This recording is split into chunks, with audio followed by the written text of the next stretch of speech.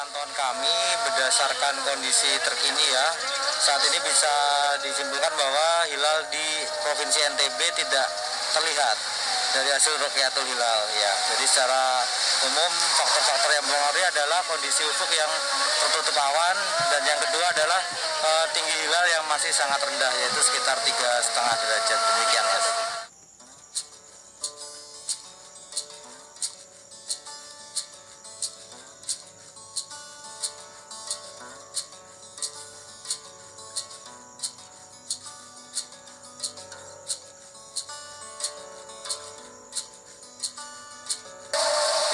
Untuk pemantauannya sekarang posisi matahari sedang terbenam.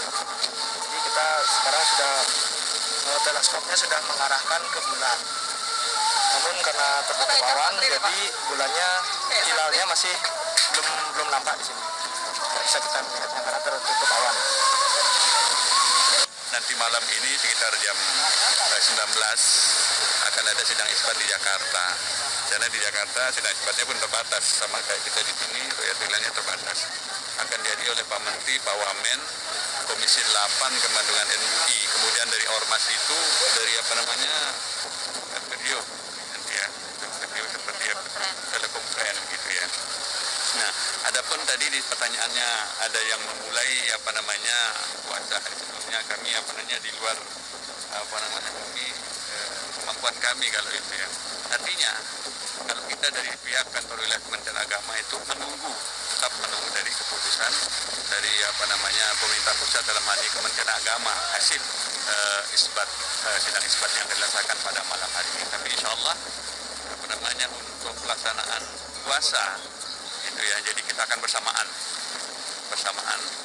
baik itu semua ormas lah, karena pada malam hari ini juga pada telekonferen itu juga semua ormas biasanya dihadirkan di kantor Kementerian Agama membahas bersama, tapi sekarang lewat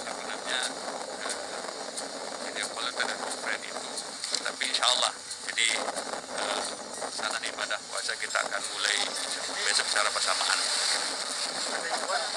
Kepada masyarakat itu. Iya. Jadi sesuai dengan SE nomor 6 Pak Menteri Agama itu mengingatkan kepada seluruh jajaran Kementerian Agama dan seluruh masyarakat Indonesia, yang pertama itu adalah seluruh pelaksanaan ibadah Ramadan itu dilaksanakan di rumah.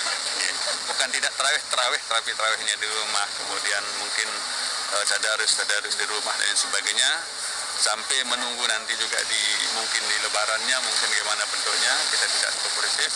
Kemudian yang terakhir adalah himbauan yang boleh disampaikan adalah tidak mudik artinya dalam rangka memutus mata rantai dari penyebaran COVID-19.